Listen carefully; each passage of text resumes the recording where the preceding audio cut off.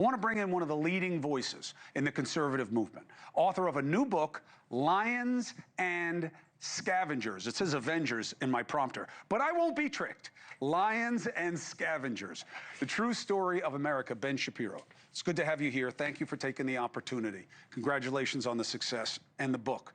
Who are the lions? Who are the scavengers? So the basic idea, I think, is that lions are people who are dutiful, who want to build things, who believe that they actually have a role to play, an active role to play in making their own lives and the lives of people around them better. And scavengers are people who look at all the problems that they have and they blame that on the system. Then the idea is that the system has to be torn down. And I'm not sure that, it's about individuals as a whole falling into lions versus scavengers. Some do, some don't. Or even civilizations, some are more lion-esque, some are more scavenger-like. But even within every individual human being, you have to wake up in the morning and decide whether to be active in your own life, whether to be a person who makes the world around you better, the society around you stronger, who makes your family and your community better, or whether you're the kind of person who is going to look at all the problems in your life, externalize those, blame the system, and then unify with others to tear down all of the institutions that have allowed you freedom and success. And I think that you've seen across the West particularly the rise in what I call in the book the coalition of scavengers, people who really have nothing in common except that they hate the systems, and the systems must be torn to the ground. They don't even know necessarily what they're going to build afterward. The thing they know is that all the things that are going wrong in their life are wrongs that are done to them. They are the oppressed. They've been exploited. And the only way to fix things is first to tear everything down. So ordinarily, I would have said, oh, yeah, that's a straight play for Shapiro because I ascribe those motivations to the far fringes of the left. But now, that's like MAGA mantra that you just said. We got to tear down all the institutions. It's all got to die, burn it down, drain the swamp, deep state. I mean, this is the rhetoric of the right, not the left. Well, I mean, I think it's the rhetoric of both, meaning I think that there's a lot of that on the left. I think if you look at Zoran Mamdani, for example, in New York, talking about what he wants to do in New York, it's very much along those lines. And then there certainly is sort of... Why is it working, by the way?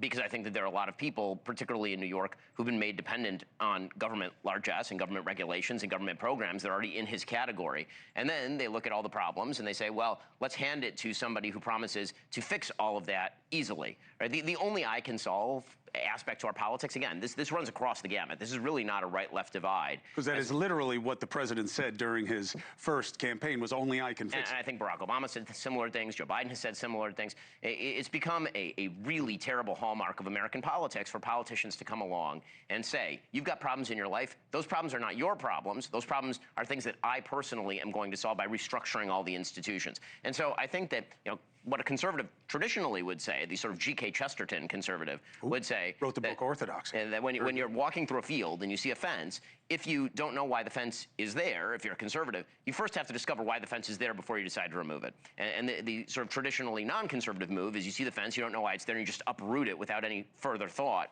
And I think that we've become, unfortunately, addicted to sort of uprooting things without thinking about why that's there first. Now, that doesn't mean that every institution deserves to survive. Some really are corrupted. There are, things out there that are bad and that need to be fixed. But the sort of unthinking belief that everything needs to be torn down, even the great institutions of America, even the most basic things, family, church, the checks and balances of the American government, you tear all these things down, you're going to find yourself in a world of hurt afterward. Does put you a little bit of odds with your side of the spectrum, which is part of the problem with binary politics, as you're identifying, is that it's all gotten exaggerated. It's all fringe. The conversation you were listening to up at the top, generations past, the idea of, well, yeah, let's have a discussion about what the data says and where there are gaps and where there aren't and what do we learn, what was good, what was bad, that was a no-brainer.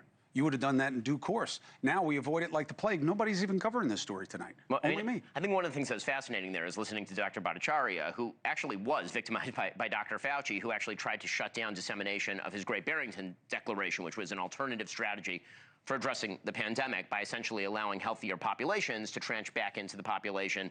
Even if they were going to get COVID, they weren't really going to suffer from it. It would move through the population faster. Dr. Fauci really pushed back behind the scenes against the dissemination of that. That's probably why Dr. Bhattacharya is now at the head of NIH. But Dr. Bhattacharya is not saying we need to dissolve NIH. He's saying we need to fix NIH. And I think that is a better approach in the most successful country in the history of the world, is to look at the institutions and say, how do we fix these? How do we correct these? Now, again, there may be institutions that are so thoroughly destroyed, that basically noting that they're dead is just being the coroner, not the killer. But we have to be very careful about how we address these things. Thank you for watching. Subscribe below and download our NewsNation app right now on your phone, and you will get fact-based, unbiased news for all Americans.